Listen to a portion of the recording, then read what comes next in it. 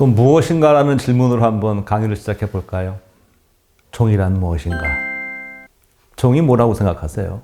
영어로는 species, 종. 이 생물학이 다른 자연과학에 비해서 조금 저희가 좀 취약한 부분이 이런 부분이에요. 예외가 많아요. 예외가. 그리고 항상 100% 이렇다, 완전히 이렇다라는 말을 하기가 참 어렵습니다. 예를 들어서 모든 생물은 죽는다. 이 정도는 얘기할 수 있지만 모든, 반드시 이런 말을 쓰기가 참 어렵고요. 대신 어떤 부사를 많이 쓰냐면 일반적으로, 보통은 이런 말을 많이 씁니다. 제가 앞선 강의에서 생물학에서 생명을 정의하지 못한다고 했는데 사실 종도 정의하기가 쉽지 않습니다. 종에도 정의가 여러 가지가 있어요. 그 중에 가장 많이 사용하는 종의 정의가 이런 겁니다. 자연 상태에서 서로 짝짓기를 통해서 생식 능력이 있는 자손을 낳으면 같은 종이라 하자. 그게 생물학적 종 정의예요. 그러니까 여러 가지 종을 정의하는 것 중에 하나의 정의인데 가장 많이 사용하고 있죠. 예를 들어서 사람은 인종은 다르지만 다 호모 사피엔스입니다. 그 이유는 아시겠죠? 말과 당나귀는 자연 상태에서 교미 가능합니다. 하지만 태어난 새끼의 노새는 생식 능력이 없어요. 그러니까 다른 종인 거죠. 사자와 호랑이, 그들은 동물원에서 라이건이 이런 게 태어나고 하는데, 그리고 그 라이건은 아마 생식 능력도 있는 걸로 알고 있어요. 근데 왜 같은 종이 아니냐? 자연 상태에서 사자와 호랑이는 만날 수가 없습니다. 서식지가 다르기 때문에. 대충 이런 게 생물학적 종의 개념입니다. 제가 이 생물학적 종의 이 개념을 이용을 해서 드릴 말씀은 바로 그 유명한 종의 기원이라는 책입니다. 다 한 번씩 들어보신 종의 기원. 읽어보신 분은 그 의외로 많지 않을 거예요. 그리고 읽어보신 분들도 그렇게 재밌게 읽으신 분도 그렇게 또 많지 않을 겁니다. 모르겠습니다. 재밌게 읽으신 분도 있을 수 있고. 이 많은 분들이 종의 기원이라는 책을 제목을 살짝 오해를 하시는 경우를 가끔 봐요. 근데 사실 오해라기보다는 이름이 그래요. 종의 기원. 그러니까 종의 기원, 즉 생명의 기원, 생명의 탄생으로 보시는 경우가 많습니다. 근데 사실 이 전체 한번 책 제목은 종의 기원이 아니에요. 거기 지금 밑에 자막이 나오는데 보세요. On the origin of species. 종의 기원에 관하여. 뒤에 수식어가 많이 붙어 있어요. 어떻게 돼 있죠?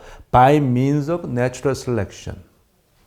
Or the preservation of favored races. 자연 선택 또는 선호되는 그 종의 보전에 의한 종의 기원. 근데 어디서? In the struggle for life. 생존 경쟁에서. 자, 이걸 정리해보면은요.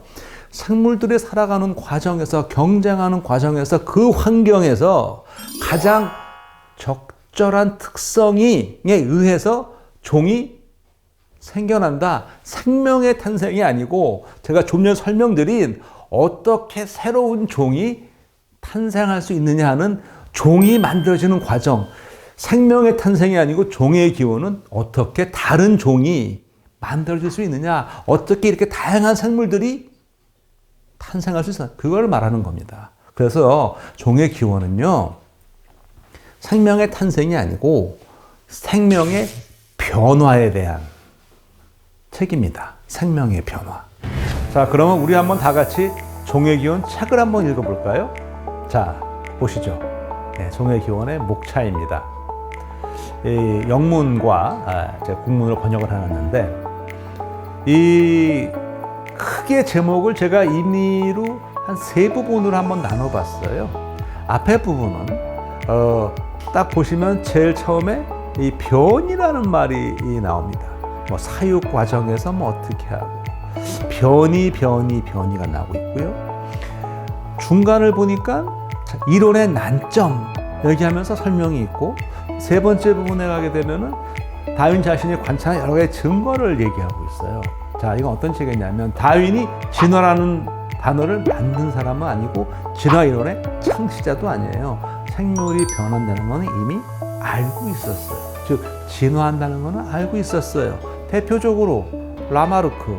우리는 흔히 라마르크를 다윈과 비교해서 라마르크는 틀렸고 다윈은 맞다라고 이렇게 이분법적으로 말하는데 그건 큰 오해입니다. 라마르크는 다윈보다 50년 앞서가지고 이미 뭘 봤냐면 생명체가 환경과 상호 적응해서 변할 수가 있다는 것을 간파하고 인류 최초로 기록으로 남긴 사람이에요. 다윈 자신도 종의기원 서문에서 인용을 하고 있어요. 라마르크에 이런 기록 업적이 있다라고. 그거 반드시 기억해 주시고요. 그럼 다윈의 가장 또 중요한 업적은 무엇이냐? 제가 질문 하나 드리겠습니다. 다윈의 종의기원에 진화, 에볼루션이라는 말이 몇 번 나올 것 같으세요? 몇 번 나올까요? 10번? 100번? 딱 한 번 나옵니다. 그것도 종의기원 맨 마지막 문장이에요. 진화라는 말보다는 어떤 말을 많이 썼느냐? 변이, variation, 변화를 양 말을 많이 썼어요. 다윈은 힌트를 얻은 게 농부들이 가축, 작물을 육종하는 걸 보면서 영감을 받았다고 그래요. 우리가 지금 먹는 이 작물과 우리가 키우는 가축들은 자연 상태에 그렇게 존재하는 게 아닙니다. 우리가 그렇게 만들어 온 것이죠. 육종해 온 것이죠. 어떻게 했나요? 그냥 우리가 원하는 특징을 가진 것들끼리 교배를 해가면서 이렇게 만들어 온 거예요. 다윈의 생각은 뭐였냐면 그렇다면 인간이 선택을 해서 교배를 했을 때 저렇게 나온다면 자연에 많은 변이가 일어납니다. 그 변이를 그 환경에 맞는 것들만 살아나오면은 그 환경에서 이렇게 변해가지 않을까? 그걸 뭐라고 이름했을까요? 그게 자연 선택이라고 한 거죠. 그러면서 보시는 것처럼 우리는 인공 선택을 통해서 다양한 작물을 만들어 왔습니다. 이건 우리가 한 거예요. 자연 선택은 이 일을 누가 한다고요? 자연의 환경이 해주는 것이죠. 자연에서는 이 인간이 하는 인공 선택의 역할을 누가 하느냐? 환경의 변화, 그 적당한 환경이 제공을 하는 것이죠. 그것이 바로 자연 선택이라는 것입니다. 사실 지금 그 책에 보면 제가 앞선 강의에서 말씀드렸던 그 용어 문제가 나와서 제가 용어 하나를 살짝 그냥 말씀드리고 가려고 그래요. 사실 이게 종분화. 이거 어려운 건 아니에요. 그냥 우리 쓰는 말이잖아요. 종이 분화한다고요. 예. 그런데 이제 이거를 앞에 그런 개념 모르고 종분화하면은 이게 뭐야 이렇게 되는 거죠. 거기가 또 앞에 수식어가 붙어요. 이소적 종분화, 동소적 종분화. 이제 이쯤 되면 책 덮어버리는 거죠. 이게 뭔 소리냐. 제가 말씀드렸죠. 그런 용어에는 개의치 말자. 종분화가 뭐예요? 이제 아시죠? 하나의 종이 다른 종으로 갈라지는 거예요. 자, 근데 갈라지는데 그럼 어떻게 갈라지느냐? 여기서 그거 떠올리셔야 됩니다. 우리가 종 정의를 어떻게 하기로 했죠?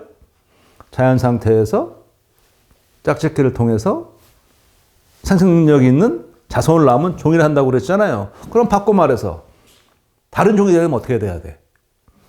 짝짓기를 못하거나 짝짓기를 하더라도 생생 능력이 없으면 다른 종이 되는 거죠.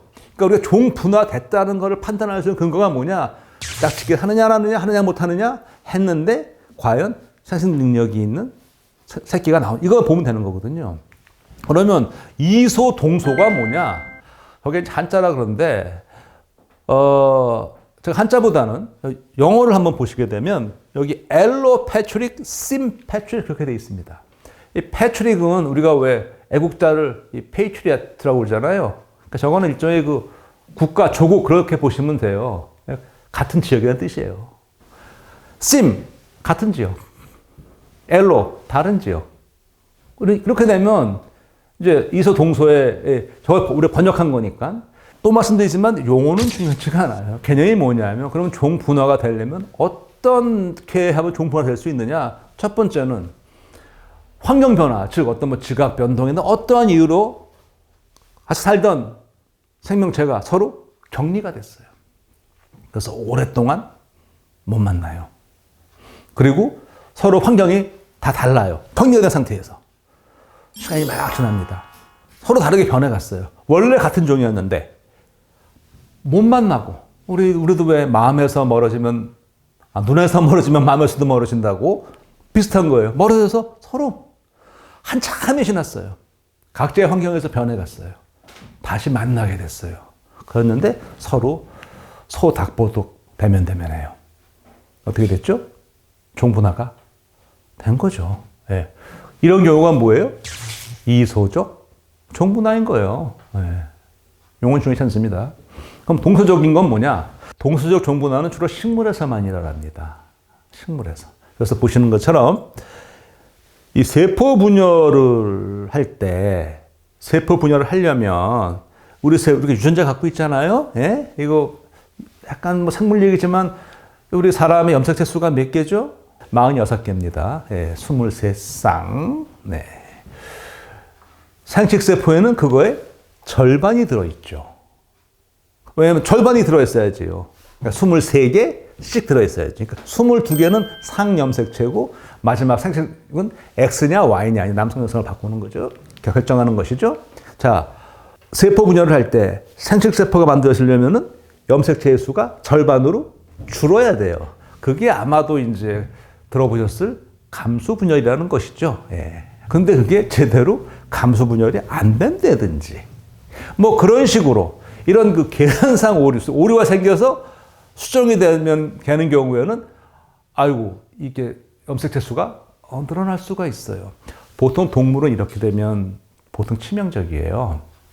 근데 식물은 오히려 이렇게 되면 더 이득을 보는 경우가 많아요. 새로운 종이 막 생겨나요. 이런 경우에는 격리되지 않아도 그 자리에서 새로운 종이 생길 수가 있죠. 이게 동서적 종분화라는 건데 제가 제 강의에서 이게 처음이자 마지막으로 용어를 말씀드린 건데 용어가 어렵다 하실 때는 용어 자체보다는 개념을 보고 나서 보면은 용어가 이해가 되죠. 그리고 용어는 굳이 외우지 않으셔도 상관은 없습니다. 개념을 이해하는 게 중요한 거니까. 자, 돌연변이 얘기를 좀 더 말씀드릴게요. 제 중에 돌연변인데 돌연변이도 이렇게 생각하세요. 쟤는 우리 집에 돌연변이야. 그런 말 많이 쓰죠. 좀 독특한 경우를. 생물학적으로 틀린 표현입니다. 왜? 정확한 표현을 이렇게 해야 돼요. 쟤는 우리 집에 돌연변이 채야. 최근에 영화 그런 게 있죠. 뮤턴트라는 영화가 나온 게 있어요. 뮤턴트. 돌연변이 채입니다. 돌연변이를 가지고 있는 개체는 돌연변이 채라 불러야 돼요.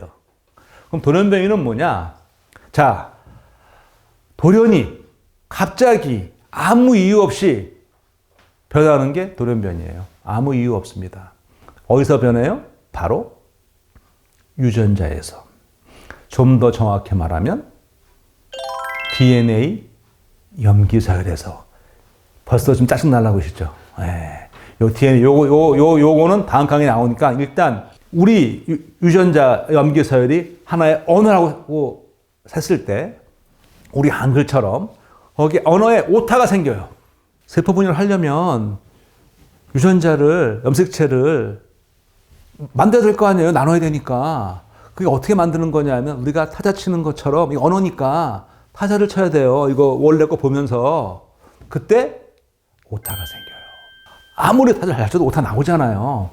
오타가 물론 생기면 물론 수정도 하지만 아무리 수정해도 오타는 피해갈 수가 없죠. 똑같아요. 세포 분열하기 위해서 생식세포를 만들기 위해서 DNA를 복제할 때마다 뭐가 생긴다? 오타가 생긴다. 이유? 없다. 그냥 생기는 오류예요. 살아있는 생명체의 운명입니다. 돌연변이는 운명이에요. 그래서 돌연변이가 생깁니다. 그 돌연변이가 축적이 되어갑니다. 물론 돌연변이가 좋을 이유는 별로 없어요. 주로 안 좋은 확률이 높고요. 많은 경우에는 돌연변이가 아무 변화를 일으키지 않는 경우도 많이 그냥 축적되는 경우도 있어요. 그게 왜 그런지는 다음 강의에서 이제 제가 설명을 드리겠고요. 여기서는 어쨌든 돌연변이가 계속 쌓여갈 수 있다는 겁니다. 변화가 쌓여가요. 여기서 저는 하나의 또 가끔 여기서 울림을 받아요. 그러면 우리는 전부 다 돌연변이체거든요. 생물학적으로. 좋은 거예요. 우리 다 이 세상에 나와 같은 사람 아무도 없어요. 내가 유일무이한 나만의 존재예요. 감히 누가 나랑 비교할 수 없어요. 다 귀한 돌연변이체죠. 다 나름의 능력을 갖고 있는 돌연변이체예요. 나의 능력을 내가 발휘하면 된다. 저는 그런 생각을 가끔 해봅니다. 자, 다시 강의로 돌아와서 이런 돌연변이도 있고요. 좀 더 큰 돌연변이도 있어요. 이런 돌연변이도 있습니다. 단순한 이런 오타 수준이 아니고 보시는 것처럼 좀 더 범위가 크게 일어나는 경우가 있어요. 왼쪽에 보시면 염색체 일부가 없어진다든지 자리를 바꾼다든지 좀 더 늘어난다든지 이렇게 좀 더 큰 변화가 생길 수가 있죠. 이것도 역시 돌연변이에요. 더 큰 돌연변이는 어떤 게 있느냐? 염색체가 이렇게 붙는 경우들도 있습니다. 염색체 융합이에요. 근데 저런 일들이 일어나요. 지금 여기 나와 있는 염색체 융합은 이 다윈의 진화 이론을 얘기할 때 그 굉장히 중요한 증거 중에 하나가 되는 건데 꽤 시간이 됐습니다. 정확한 연도는 밑에 자막에 나오고 있는데요. 침팬치, 지금 살아있는 유인원류 중에서 인간과 가장 가깝다는 게 침팬치거든요. 근데 침팬치는 염색체가 몇 개인지 아세요? 24쌍이에요. 인간은 23쌍이에요.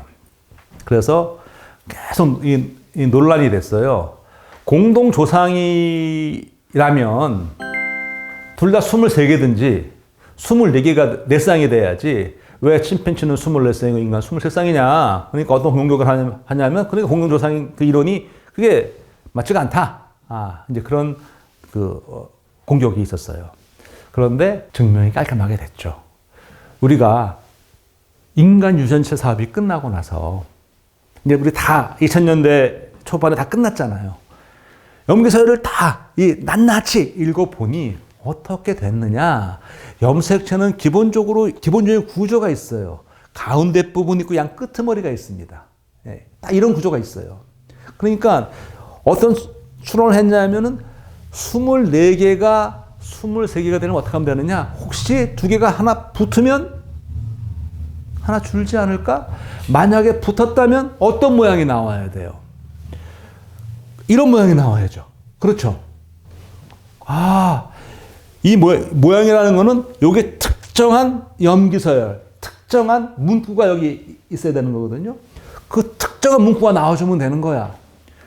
인간 유전체합이 끝났어요. 다 찾아봤어요. 인간 유전체, 인간 염색체 2번이 이런 모습입니다. 우리의 2번 염색체가 이런 모습이에요. 뭘 얘기하는 거죠? 어느 시점에서 2개가 붙었다는 걸 얘기하는 거죠. 그러니까 이 진화 이론이라는 것은 다윈의 진화 이론과 현대 진화 이론은 똑같지 않아요. 왜? 계속 강화되고 변화되어 왔고 현대 생물학에 많은 증거로 계속 수정되고 있는 거니까 똑같진 않아요. 기본 개념은 같죠. 자, 그래서 이 돌연변이가 왜 중요하냐? 자연은 선택만 하는 거예요. 새로운 어떤 유전 형질을 만들 수는 없죠. 그러면 새로운 정보가 어떻게 만들어질 수 있느냐? 바로 돌연변이죠. 돌연변이를 통해서 새로운 정보, 새로운 단어가 생겨날 수 있게 되는 것이죠. 그렇게 되면은 자연은 뭐만 해요? 선택만 합니다. 선택을 하는데 환경 조건에 따라 간단히 말씀을 드려보겠습니다. 여기 지금 쥐가 나와 있는데 어두운고 칙칙한 데 사는 쥐들은 어느 게 더 유리하냐? 그 배경색에 맞게 칙칙해지는 게 아무래도 포식자 눈을 피하기 쉽겠죠? 환경에 따라서 끝으로 갈 수도 있고 반대로 올 수도 있고 여러 가지 형태가 나올 수 있을 거예요. 사람에서도 하나 보이는 그 흔적이 뭐냐 이런 게 있습니다. 보통 태어나는 태아의 체중은 대충 비슷합니다. 한 3kg를 중심으로 왔다 갔다 하죠. 그 왜 그렇게 되느냐? 너무 크게 태어나면 지금이야 의술이 발전해서 수술로 가능하지만 과거에는 산모와 아이가 다 위험해지죠. 너무 작게 태어나면 지금이야 인큐베이터가 있지만 과거에는 살 수가 없죠. 어떻게 되죠? 그 적당한 선에서만 생존을 하게 되니까 그 결과로서 지금 이렇게 태어난 태아들의 기본적인 그 체중이 비슷하다. 뭐 이런 설명. 그러니까 이거는 진화론을 얘기할 때는 뭐뭐를 위해서가 아니고 항상 이겁니다. 이런 환경에서 이렇게 돼서 이런 게 이렇게 돼 있는 것이죠. 자, 그러면 지금까지 강의한 내용을 한번 정리해 보겠습니다. 이 진화이론이라는 것은 생물학의 모든 연구 분야를 하나로 꿰어주는 그러한 핵심 이론입니다. 물리학의 만유인력 법칙의 버금가는 아주 핵심 이론인 것이죠. 왜 그러냐면 세균부터 우리 사람에 이르기까지 세포에서 일어나는 모든 일들, 모든 현상들을 이 이론에 적용하면은 다 설명이 가능하거든요. 생명체는 참 이게 재미난 게 굉장히 보면 다양해 보이죠. 밖을 한번 보세요. 다양한 식물들, 동물들. 다양해 보입니다. 하지만 시스템을 좀 내려가서 세포 수준으로 내려가면 세포 수준에서는 기본적으로 다 같습니다. 같은 유전자, 같은 DNA 갖고 단백질을 만드는 방법 똑같고 똑같은 방법으로 살아갑니다. 생명체의 특징은 이렇게 다양성 속에 통일성이 있고 통일성 속에 다양성이 있다는 것이죠. 그러니까 진화, 종의기원, 지금 우리가 보는 모든 생물, 다양한 생물들은 하나의 공통 조상으로부터 유래했다고 보면 현재 이렇게 다양한 생물이 존재하는 것 자체가 하나의 진화의 증거라고 볼 수도 있습니다. 이럴 때 진화를 얘기할 때 가끔 진화에 논란이 되는 이유가 우리가 진화를 어떤 수준에서 어떻게 정의하냐에 따라서 좀 논점이 흐려질 수가 있어요. 제가 지금까지 말씀드린 것, 아까 보셨죠? 우리 돌연변이 생기는 거 사실이죠? 생기는 다른 돌연변이체가 그 환경에 적응하는 거 사실이죠? 예, 이거 과학적 사실입니다. 이런 걸 우리가 뭐라 부르느냐? 마이크로 에볼루션이라고 그래요. 소진화. 이런 질문을 받았어요. 아니, 털이 많던 털이 적던 어쨌든 양은 양이지 않느냐. 양이 염소가 된 건 아니지 않느냐. 그러니까 어떻게 그러면 새로운 종이 생기느냐. 종의 기원인데, 네. 이처럼 새로운 종이 생기는 게 바로 대진화 매크로 에볼루션입니다. 대진화는 아직 생물학에서 완벽하게 그 증거를 다 찾지는 못했는데 하나의 제가 예를 말씀드리면 조금 전에 설명드렸던 침팬지에서는 24쌍의 염색체가 있는데 인간에서는 23쌍의 염색체가 있다. 한때는 그게 논란이 돼서 논쟁거리였는데 이제는 완전히 입증이 됐죠. 이처럼 제가 이미 말씀드렸는데 우리가 파편되어 있는 정보를 모으고 정보를 분석하고 정보를 쌓아가면서 답을 해가고 있지 않습니까? 대진화에 대해서는 여전히 논란거리가 있을 수 있습니다만은 생물학에서는 계속 그거를 답하기 위해서 증거를 찾고 거기에 대한 설명을 찾아나가는 과정이니까 아직 완전히 입증되지 않은 가설인 부분은 남아있을 수 있지만 그렇다고 해서 전체 진화이론 자체를 완전히 부정한다는 것은 조금 사리에 맞지 않다고 생각이 됩니다. 이제 이어지는 강의에서는 좀 더 현대 생물학으로 넘어와서 우리가 그 현대 생물학의 아이콘인 DNA에 대한 얘기를 이끌어가면서 계속 얘기를 이어가고자 합니다. 다음 강의에서 뵙도록 하겠습니다.